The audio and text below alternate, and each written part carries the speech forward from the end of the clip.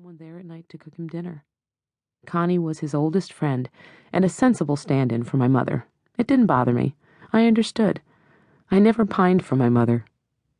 But Granny Dan, the world had lost some of its magic for me, knowing she was no longer in it. I knew I would never hear her sing again in the lilting Russian. The balalaika was long gone by then. But with her went a special kind of excitement.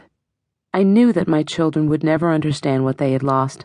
She was just a very old woman to them, with kind eyes and a funny accent. But I knew better. I knew exactly what I'd lost and would never find again. She was an extraordinary human being, a mystical kind of soul. Once one had met her, one could not forget her. The package sat on the kitchen table for a long time, while the children clamored for dinner and watched TV as I prepared it. I'd been to the supermarket that afternoon and bought what I needed to make Christmas cookies with them. We'd planned to make them together that night so they could take them to school to their teachers. Katie wanted to make cupcakes instead, but Jeff and Matthew had agreed to make Christmas bells with red and green sprinkles. It was a good night to do it because Jack, my husband, was out of town. He was in Chicago for 3 days of meetings. He had come to the funeral with me the week before and had been warm and sympathetic. He knew how much she meant to me, but as people do, he had tried to point out that she'd had a good, long life, and it was reasonable that she move on now. Reasonable to him, but not to me. I felt cheated to have lost her, even at 90. Even at 90, she was still pretty. She wore her long, straight white hair in a braid down her back, as she always had, and wrapped it tightly in a bun for important occasions. All her life she had worn her hair that way. In my eyes, all her life she had looked the same. The straight back, the slim figure, the blue eyes that danced when she looked at you. She had made the same cookies I had planned to make that night, had shown me how to do them. But when she made them, she wore her roller skates and zipped gracefully around her kitchen.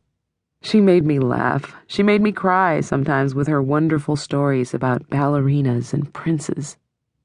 She had taken me to the ballet for the first time, and if I had had the chance as a child, I would have loved to dance with her.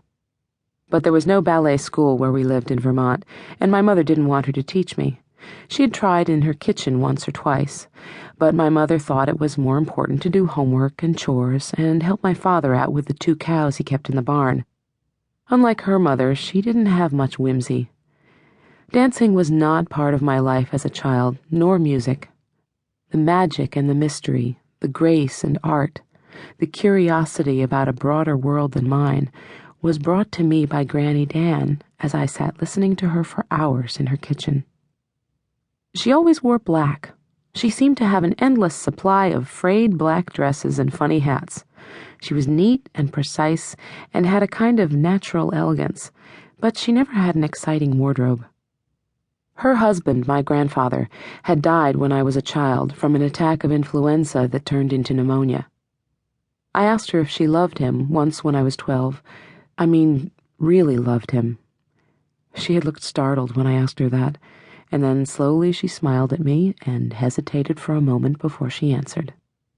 "Of course I did," she said with the gentle Russian accent. "He was very good to me. He was a fine man." It wasn't really what I wanted to know. I wanted to know if she had been madly in love with him, like one of the princes in the stories she told me. My grandfather had never seemed particularly handsome to me, and he was much older than she was. In the pictures I'd seen, he looked a lot like my mother, serious and somewhat stern. People didn't smile in photographs in those days. They made it seem very painful. And it was hard for me to imagine him with her. He had been 25 years older than she was. She met him when she arrived in America from Russia in 1917. She worked in the bank he owned, and he had lost his wife years before. He had no children and hadn't remarried, and Granny Dan always said he'd been very lonely when she met him, and very kind to her, but she never explained it. She must have been beautiful then, and in spite of himself, he must have been dazzled by her. They were married 16 months after they met. My mother was born a year after that, and they never had any other children, just one, and he doted on my mother, probably because she was so much like him. I knew all that, always had. What I didn't know, not clearly anyway, was what had come before.